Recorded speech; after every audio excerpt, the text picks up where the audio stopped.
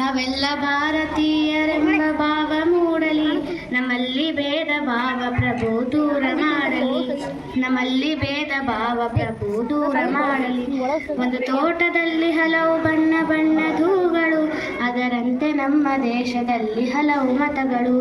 ಒಂದು ತೋಟದಲ್ಲಿ ಹಲವು ಬಣ್ಣ ಬಣ್ಣದ ಹೂಗಳು, ಅದರಂತೆ ನಮ್ಮ ದೇಶದಲ್ಲಿ ಹಲವು ಮತಗಳು.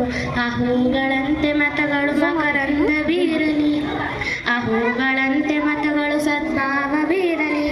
ನಮ್ಮಲ್ಲಿ ಭೇದ ಭಾವ ಪ್ರಭು ದೂರ ಮಾಡಲಿ, ನಮ್ಮಲ್ಲಿ ಭೇದ ಭಾವ ಪ್ರಭು ದೂರ ಮಾಡಲಿ.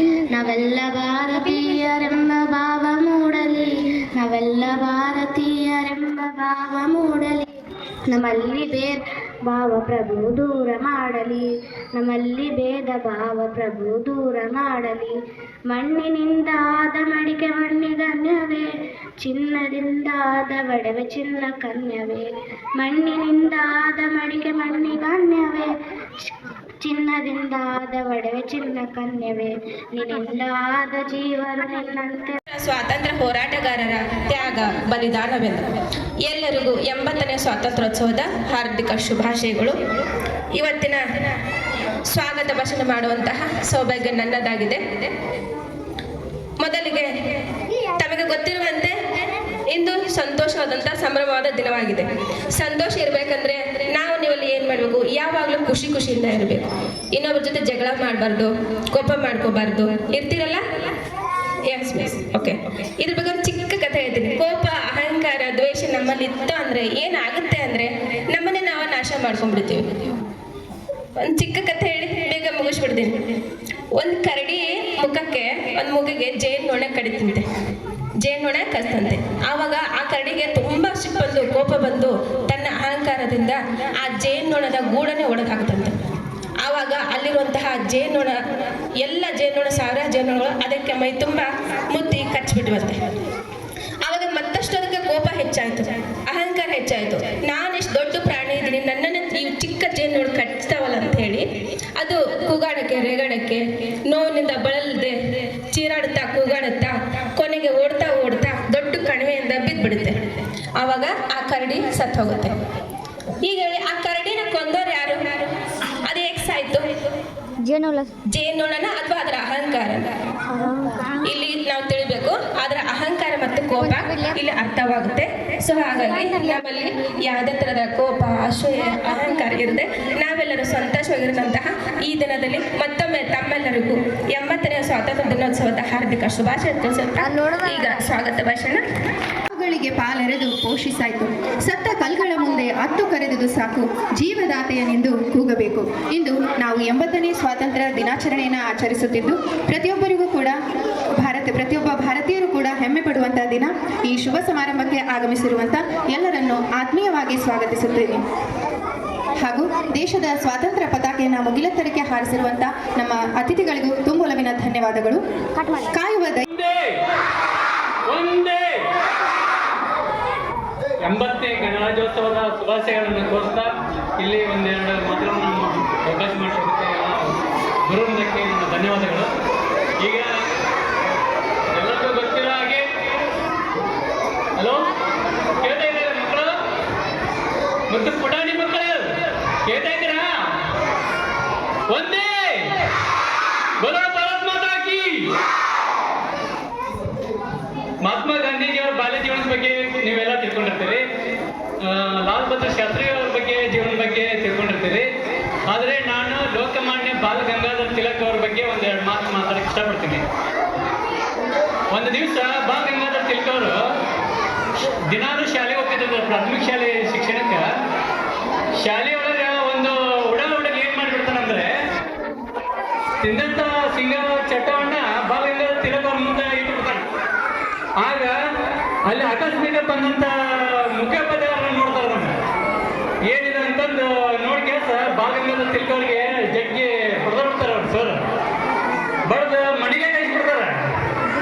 ಕಳಿಸಿ ಸೀದಾ ಬಾಲ ಗಂಗಾಧರ್ ತಿಲಕ್ ಅವರು ಹತ್ಕೊಂತ ಮಣಿಗೆ ಹೋಗ್ತಾರ. ಹೋಗಿಂದ ಅಪ್ಪಾಜಿ ಕೇಳ್ರಂತ, ಯಾಕೆ ಬಂದಪ್ಪ ಸಾರಿ ಜಲ್ದಿ ಯಾಕೆ ಬೀಳ್ತ ನಿಮ್ಗೆ ಅಂತಂದು. ಇಲ್ಲಪ್ಪಾಜಿ ಬಾದು ಹುಡುಗ ಸಿಗತ್ತಿಂದು ಅಲ್ಲಿ ನನ್ನೊಂದು ಹಾಕಿದ್ದ, ಅವನ್ನ ನಾ ಹಾಕಿಲ್ಲಂದ್ರೆ ಸರ್ ಕಳಿಸ್ಬಿಟ್ರ ಅಂತ ಹೇಳಿದ್ರಂತ. ನಡಿ ಸಾಲಿಗೆ ಹೋಗಿ ನಡಿ ಅಂತಂದು ಹೋದ್ರಂತ ಅವ್ರ ಅಪ್ಪಾಜಿ ಕರ್ಕೊಂಡು.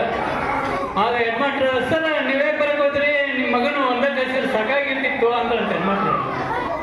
ಇಲ್ರಿ ಸರ ಒಂದು ಜಲ್ ಕೊಡ್ರಿ ಇಲ್ಲಿ, ನಮ್ಮ ಮಗನ ಭಾಳ ಆಗೈತೆ ಅಂತಂದು ಹೆಡ್ಮಾಸ್ಟ್ರಿಂದ ಜಲ್ ಇಸ್ಕೊಂಡು ನುಗ್ಗು ಮತ್ತೆ ಭಾಗಂಗದ ತಿಲಗದ ಅವ್ರ ಅಪ್ಪಾಜಿ ಮತ್ತೆ 4-5 ರೇಟ್ ಹಾಕೇ ಬಿಡ್ರಂತ ಜಲ್ ತೊಗೊಂಡು.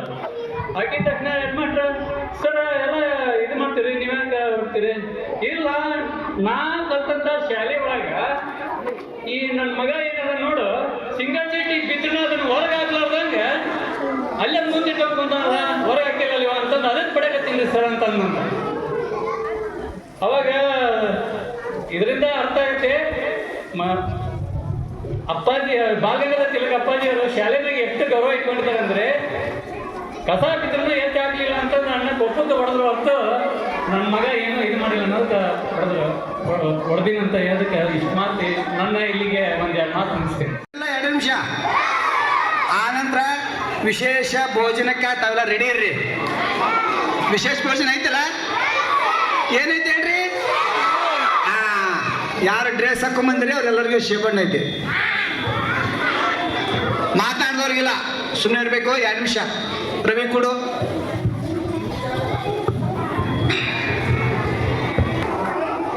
ಇಂದು ನಮ್ಮ ಶಾಲೆಯಲ್ಲಿ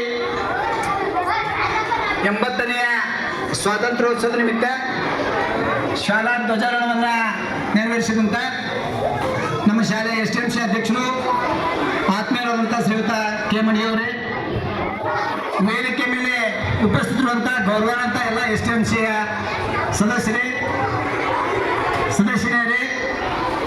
ಮತ್ತು ವಿದ್ಯಾರ್ಥಿಗಳೇ, ಆತ್ಮೀಯ ವೃತ್ತಿ ಬಾಂಧವರೇ, ತಮಗೆಲ್ಲ ಮುಂಜಾನೆಯ ಶುಭೋದಯಗಳು.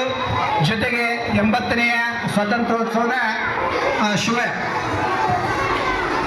ಮತ್ತು ವಿದ್ಯಾರ್ಥಿಗಳೇ, ನಾನು ಮಾತನಾಡಲಿಲ್ಲ, ಯಾಕಂದ್ರೆ ಈಗಾಗಲೇ ಸಾಕಷ್ಟು ವಿದ್ಯಾರ್ಥಿಗಳು ಆ ವಿಷಯ ಕುರಿತು ಮಾತನಾಡಿದಾರ. ನಾನು ಒಂದು ನೈಜ ಘಟನೆ ಹೇಳ್ತೀನಿ, ಲಕ್ಷ ಕೊಟ್ಟು ಕೇಳ್ರಿ.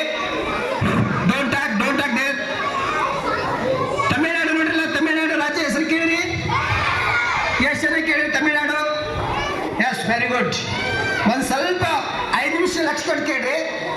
ತಮಿಳ್ನಾಡು ರಾಜ್ಯದ ಹೆಸರು ಕೇಳಿರಲ್ಲ?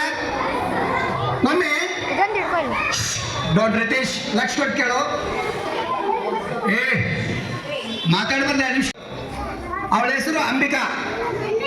ಅವಳಿಗೆ ರುಕಯ್ಯ ಕೇವಲ 14ರಿಂದ 15 ವರ್ಷ ವಯಸ್ಸಾದಾಗ ಆ ಅಂಬಿಕಾಳಿಗೆ ಅವ್ರ ತಂದೆ ತಾಯಿಗಳು ಮದುವೆ ಮಾಡಿಬಿಡ್ತಾರೆ. ಮದುವೆ ಮಾಡಿ ಯಾರಿಗೆ ಕೊಡ್ತಾರಪ್ಪ ಅಂದ್ರೆ, ಅವರ ಗಂಡ ಪೊಲೀಸ್ ಆಗಿರ್ತಾನೆ. ಏನಾಗಿರ್ತಾನೆ? ಪೊಲೀಸ್ ಆಗಿರ್ತಾನೆ ಅಂಬೇಡ್ಕರ್ಗೆ.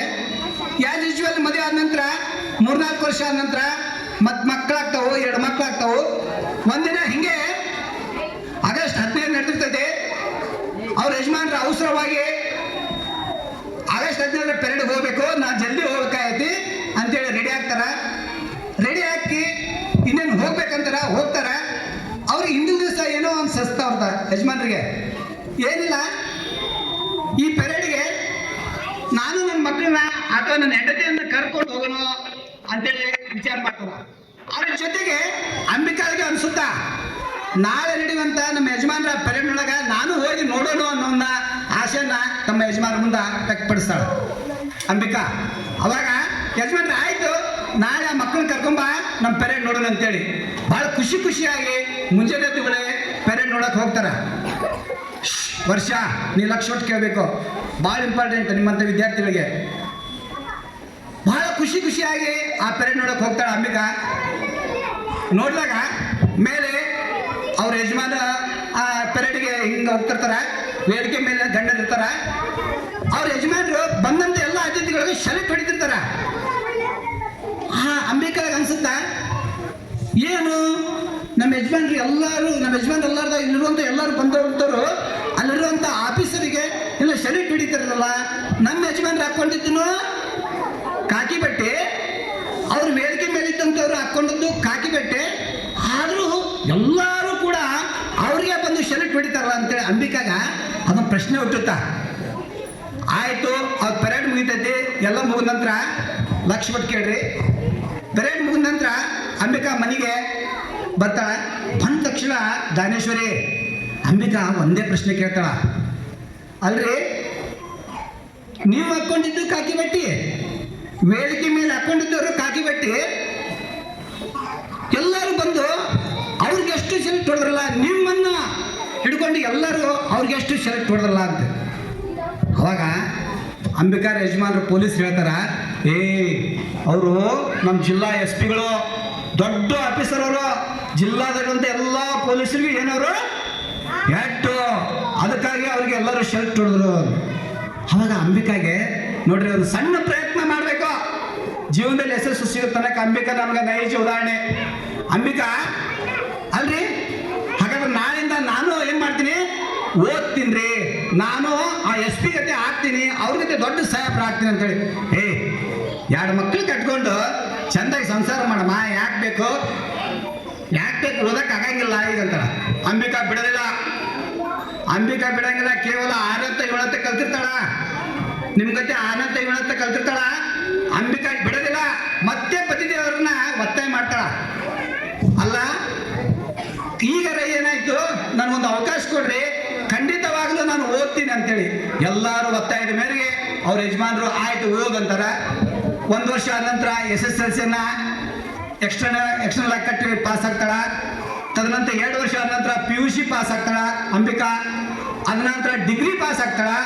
ಡಿಗ್ರಿ ಪಾಸ್ ಆದ ನಂತರ ಆಸೆ ಚಿಗುರುತ್ತ, ನಾನು ಏನಾಗಬೇಕು, IPS SP ಆಗ್ಬೇಕು ಅನ್ನೋದು ಆಸೆ ಚಿಗುರುತ್ತಾ.